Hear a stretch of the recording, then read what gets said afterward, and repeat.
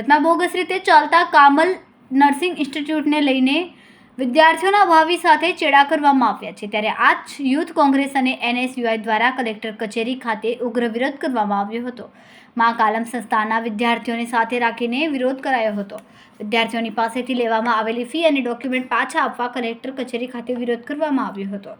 સાથે જ નકલી નોટના રૂપિયાનો વરસાદ કરીને વિરોધ કરાયો હતો। NSUI અને યુથ કોંગ્રેસ દ્વારા સૂત્રોચ્ચાર અને બેનરો સાથે વિરોધ કરાયો હતો। ઇન્સ્ટિટ્યૂટ દ્વારા અહીં એડમિશન લઈને બેંગ્લોર ભણાવાય છે। ઇન્સ્ટિટ્યૂટ દ્વારા વિદ્યાર્થીઓના ઓરિજિનલ ડોક્યુમેન્ટ જમા લીધા છે। 20 વર્ષથી સમયથી ચાલતી આ સંસ્થા સામે કાયદેસરના પગલાં ભરવાની માંગ કરવામાં આવી છે। નરેન્દ્ર સોલંકી, પ્રદેશ પ્રમુખ, ગુજરાત NSUI।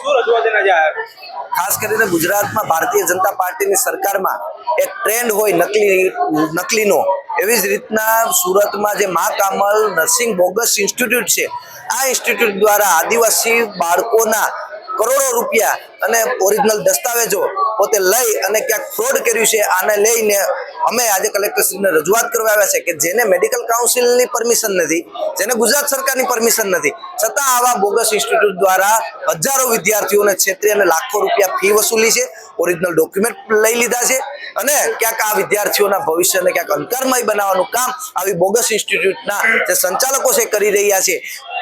હોમ મિનિસ્ટરનું જ્યારે આ જિલ્લો હોય અને આ જિલ્લાઓમાં જ આવા બોગસ ઇન્સ્ટિટ્યૂટ ચાલતા હોય અને ખુલ્લેઆમ ચાલતા હોય, છેલ્લા 1 મહિનાથી આ વિવાદ ચાલે છે, છતાં સરકાર કોઈ બોલવા તૈયાર નથી। વિદ્યાર્થીઓ રસ્તે રઝળી રહ્યા છે અને કોઈ પણ પ્રકારના સરકારે જે પગલાં ભરવા જોઈએ ભરતા નથી।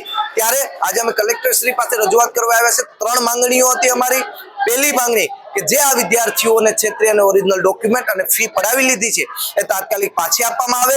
આ મા કામલ બોગસ ઇન્સ્ટિટ્યૂટ ઉપર કડકમાં કડક પગલાં ભરવામાં આવે, CBI તપાસ મૂકવામાં આવે અને જેટલી પણ આવી બોગસ ઇન્સ્ટિટ્યૂટ ચાલે છે એ સરકાર બંધ કરે, એવી માંગ સાથે આજે કલેક્ટરશ્રીને અમે રજૂઆત કરવા ગયા હતા।